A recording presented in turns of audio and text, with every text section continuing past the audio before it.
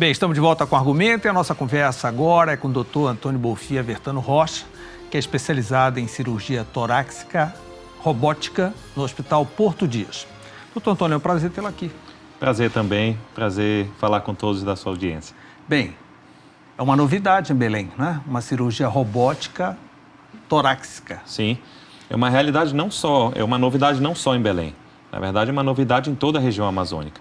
Hoje nós somos o único hospital de toda a Amazônia que dispõe dessa tecnologia.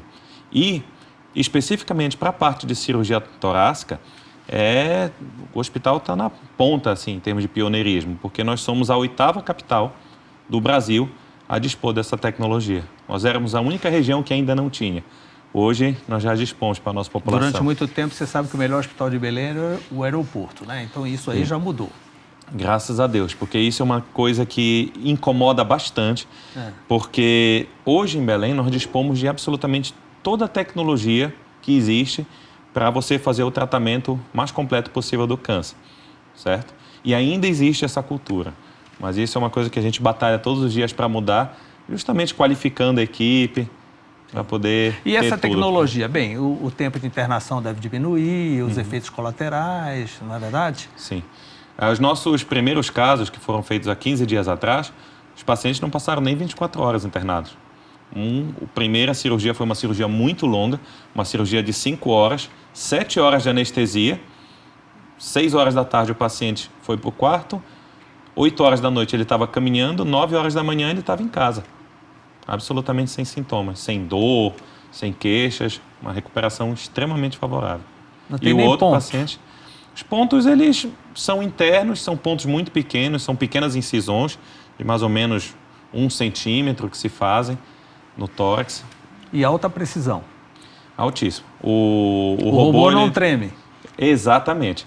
Ele tem alguns mecanismos que são absolutamente impossíveis de serem feitos com a mão humana, certo? A câmera do robô é a gente que controla, não é o auxiliar.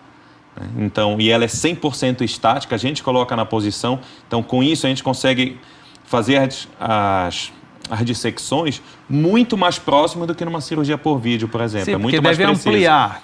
Exatamente. Amplia em quanto? Mais de 20 vezes. E além disso, a gente opera com um visor 3D, então a impressão que dá é que a gente está dentro do paciente, né, operando, e os movimentos que a gente consegue fazer com a mão robótica são movimentos que a gente não consegue fazer com a nossa mão. O robô tem 2 mãos ou tem mais de 2? A gente pode operar até com 3 braços.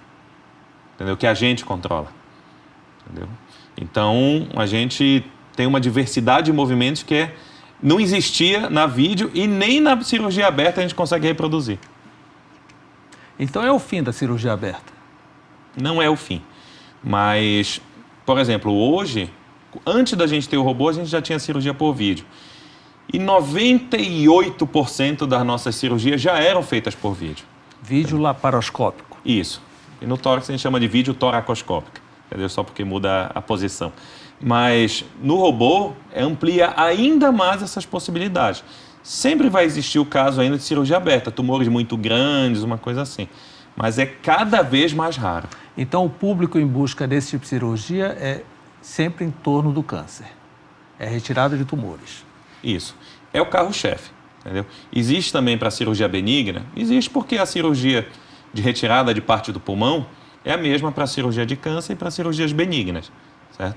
Mas o carro-chefe realmente, onde a gente tem o benefício máximo da robótica, com a sua precisão, é na cirurgia do câncer. Nós vamos pedir para a produção colocar algumas imagens que eu gostaria que você fosse explicando, não é? Porque fica uma curiosidade muito grande. Bem, aí é você no console. No console do robô. Tem várias telas onde passa a cirurgia, certo? Essa é a tela onde os auxiliares assistem, aí fica sempre... Ao lado do paciente só está o seu auxiliar, você nunca está lá ao lado, né? Não, só no começo da cirurgia. O nosso auxiliar, ele fica 100% do tempo em campo, certo? Porque às vezes precisa passar uma gase, aspirar alguma coisa, o auxiliar, ele está lá 100% do tempo.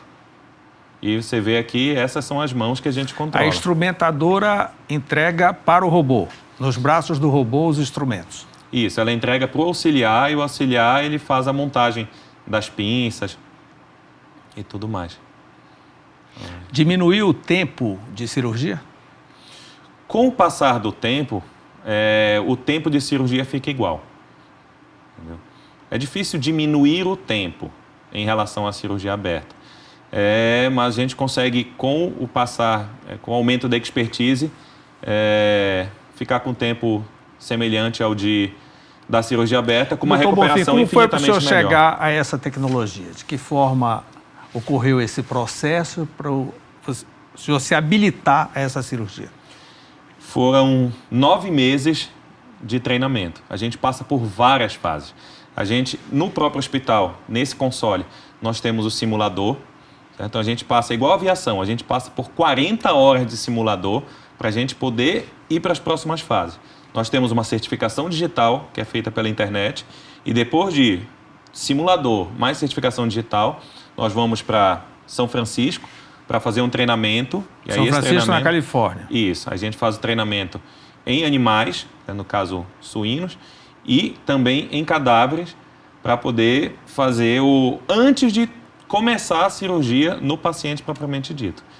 E isso é uma segurança que, por exemplo, no treinamento de cirurgia aberta, no treinamento de cirurgia por vídeo, são passos que são pulados. A gente, no início do treinamento, treina diretamente no paciente, enquanto que na robótica é muito mais seguro essa parte do treinamento, é muito mais rígido.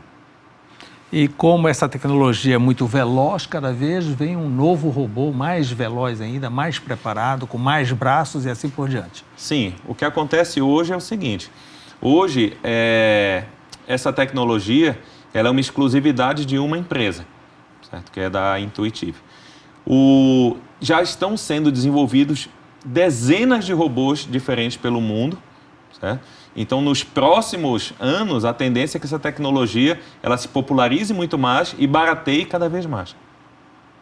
O custo é muito mais elevado do que a cirurgia aberta? Ainda é.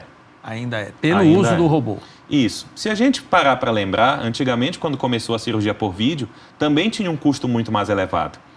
E hoje em dia e na medida que forem surgindo mais pacientes, o custo vai diminuir. Exatamente. Surgindo mais pacientes. Com o passar do tempo, as operadoras de saúde, elas vão começar a liberar. Sim, até porque acaba tendo um custo menor de internação, um custo menor pós-cirúrgico. Exatamente. Acaba equilibrando. Exatamente. Isso aí é porque, infelizmente, aqui no Brasil, não existe muito trabalho de cálculo de custo, entendeu? Nessa parte hospitalar. O auditor, ele vê lá, não, isso aqui é caro, não vou liberar. Entendeu? Mas ele não vê justamente as outras partes, que se gasta menos material, o paciente fica menos tempo internado e acaba compensando no resto.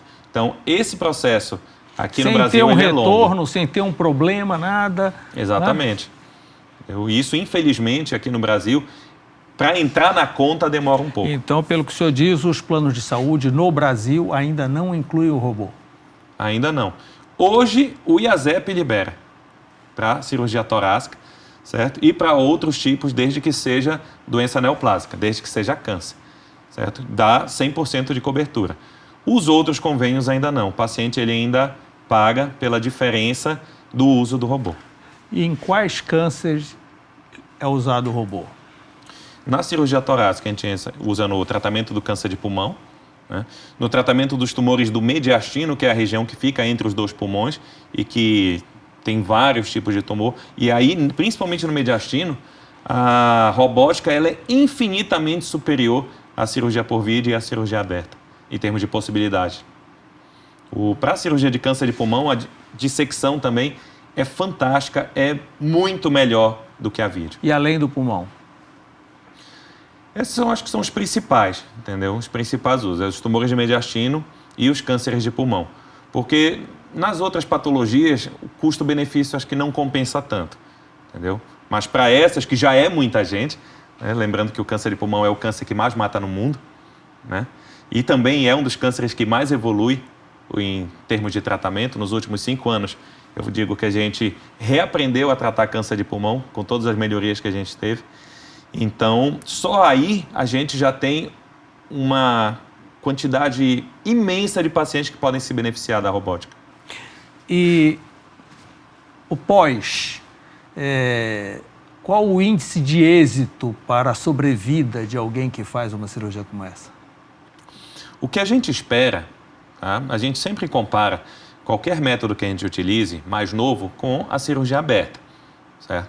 Então, hoje os trabalhos já mostram que a robótica ela tem a mesma taxa de sobrevida que os pacientes submetidos a um tratamento convencional de cirurgia aberta, com a diferença de que o paciente ele volta muito mais rápido para suas atividades, ele volta para o seu convívio familiar muito mais rápido, ele tem muito menos dor.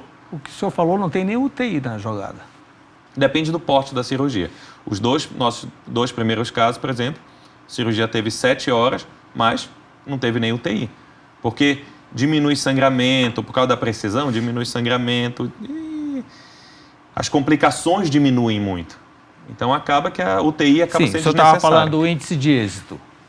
Então, eu acho que o principal ponto é que nós temos uma cirurgia que, oncologicamente, em termos de qualidade de tratamento do câncer, é igual à cirurgia aberta, mas que tem muito menos efeito ruim para o paciente. O paciente consegue, se tem necessidade de fazer quimioterapia, ele consegue ir para a quimioterapia muito mais rápido, e isso aí faz diferença no tratamento do câncer. O tempo, quanto mais rápido, é fundamental. A gente consegue saber se tem doença, por exemplo, nos linfonodos, nas ínguas que são retiradas, com muito mais precisão, porque a gente consegue retirar mais material com a robótica. Ou seja, são basicamente só vantagens. Só vantagens. E ainda os planos de saúde ainda encontram dificuldade nisso? Encontram. Mas isso é uma questão de tempo.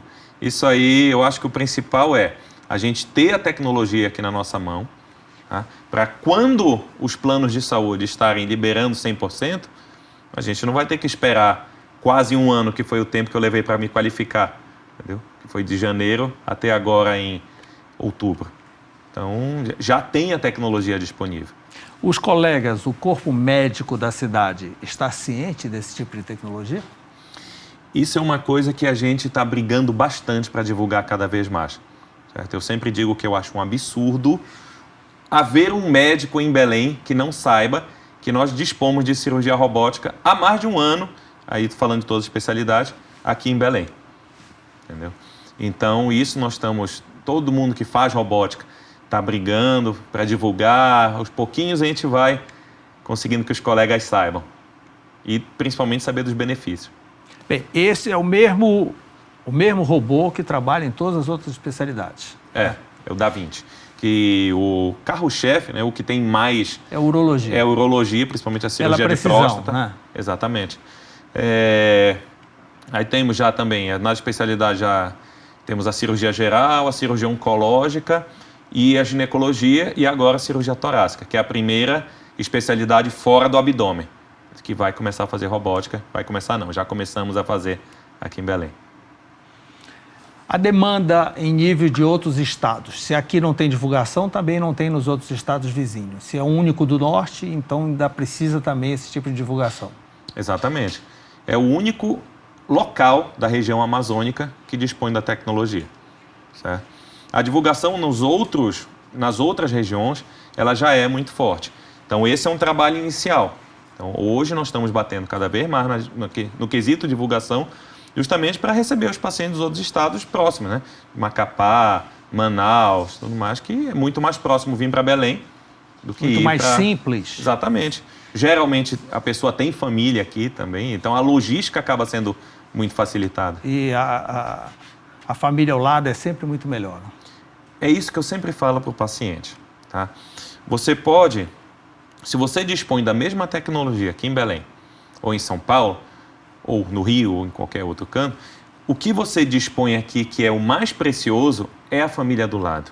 Para o paciente que está fazendo tratamento de câncer, isso faz muita diferença. Esse amparo emocional da família, isso é uma coisa que realmente não tem preço. Entendeu? Então...